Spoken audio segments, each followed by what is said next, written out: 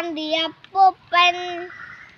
നല്ലതു മാത്രം ചെയ്യാനും നല്ലവരായി നടക്കാനും നമ്മോടോതുകയാണ് അപ്പൂപ്പൻ, നമ്മുടെ ഗാന്ധി അപ്പൂപ്പൻ. ഗാന്ധി അപ്പൂപ്പൻ, ഗാന്ധി അപ്പൂപ്പൻ. തൊഴുകയോടെ നമിക്കാനും തോക്കില്ലാതെ ജയിക്കാനും നമ്മെ പണ്ട് പഠിപ്പിച്ചല്ലോ